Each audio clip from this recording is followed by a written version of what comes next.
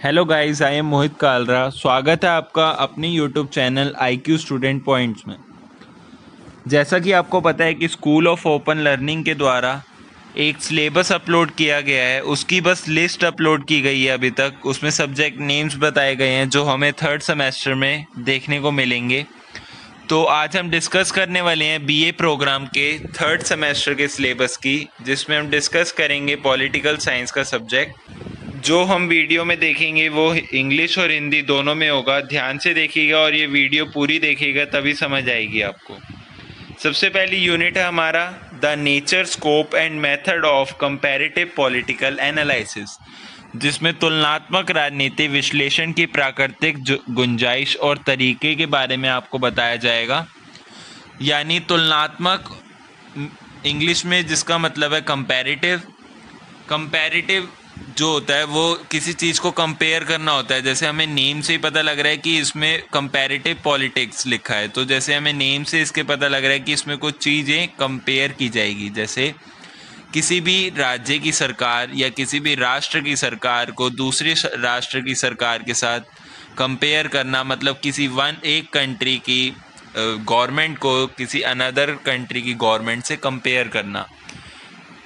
Second one, comparing रेजिमेस, यानी तुलनात्मक नियम। जैसा कि हम जानते हैं कि हर चीज़ का अपना नियम होता है, इवन प्रकृति का भी अपना नियम होता है, जैसा कि हम बचपन से सुनते हुए आ रहे हैं। वैसे ही तुलनात्मक नियम भी है।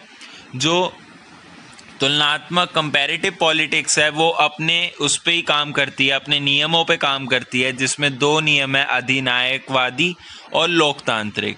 लोकतांत्रिक, जैसे आपको पता है लोकतंत्र भारत में है, तो उसके बिहाफ पे अलग कंपैरेटिव होगा और उसके बिहाफ पे अलग कंपेयर होगा। थर्ड वन है क्लासिफिकेशन ऑफ पॉलिटिकल सिस्टम, यानी राजनीतिक प्रणालियों का वर्गीकरण। राजनीतिक प्रणालियाँ यानी पॉलिटिकल में क्या क्या सिस्टम है। जैसे USA में सिर्फ प्रेसिडेंट होता है, बट इंडिया में प्रेसिडेंट और प्राइम मिनिस्टर दोनों पोस्ट हैं। वैसे ही जैसे फर्स्ट पार्ट में आपको दिखाया गया parliamentary and presidential UK and USA, संसदीय और राष्ट्रपति UK एंड USA, यानी उसमें हम संसद और राष्ट्रपति के बारे में पढ़ेंगे। उसके बारे में हम तुलना भी कर सकते हैं या पढ़ भी सकते हैं। तो ये जो रिलेटेड होगा ये टॉपिक, ये UK और USA से रिलेटेड होगा। सेकंड है आपका federal and unitary, Canada and China, यानी संघीय और एकात्मक। जैसे आपको पता है कुछ देशों में सिर्फ एक पार्टी रूल करती है, यानी वन पार्टी रूलिंग है, और कुछ देशों में बहुत सारी पार्टी रूल करती है। तो इसके बिहाफ पे हम कनाडा और चीन के बारे में पढ़ेंगे, यानी कनाडा और चाइना। जो आपकी फोर्थ है वो है electoral system, first past the post proportional representation mix system, यानी इलेक्ट्रल सिस्टम यानी चुनाव का जो सिस्टम होता है, जिसमें हम पढ़ेंगे सबसे पहले पोस्ट अनुपातिक प्रतिनिधित्व मिश्रित सिस्टम, जिसमें हम बहुत सारे टाइप्स के सिस्टम देखेंगे। जो हम ये सिस्टम पढ़ेंगे उसके लिए हम एक अलग अलग वीडियोस अपने चैनल पे अपलोड करने वाले आने वाले टाइम में, तो आप जुड़े रहिएगा। अब फिफ्थ यूनिट देखते हैं हम इस सिलेबस की, party system, one party, two party and multi party system, यानी पार्टी का जो सिस्टम है। जैसे कुछ देशों में सिर्फ वन पार्टी रूल है, जैसे चाइना। कुछ देशों में टू पार्टी रूल है, कुछ देशों में मल्टी पार्टी रूल है। जैसे मल्टी पार्टी रूल का मतलब ये नहीं कि वहाँ पे बहुत सारी पार्टीज रूल कर रही हैं, बट ये है कि बहुत सारी पार्टीज मिलके इलेक्शन लड़ती है, बट चुनाव और रूल वही करती है जिसको सबसे ज़्यादा बहुमत मिला हो। जैसे इंडिया में NDA की पार्टी है, NDA रूलिंग पार्टी है। NDA मतलब जिसमें BJP भी है और बहुत सारे दल हैं।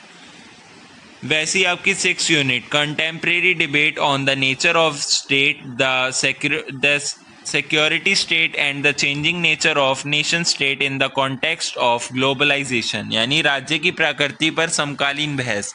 तो गाइस, ये जस्ट मैंने अभी आपको सिलेबस बताया, इसी सिलेबस से रिलेटेड पॉलिटिकल साइंस की वीडियोस मैं धीरे धीरे अपलोड करूँगा। आप हमारे चैनल के साथ जुड़े रहिए, सब्सक्राइब करें, और हाँ, आप हमारे टेलीग्राम चैनल को ज्वाइन कर सकते हैं ताकि आपको ऐसी यूनिक अपडेट्स मिलती रहें। Thanks for watching, have a nice day. Best of luck.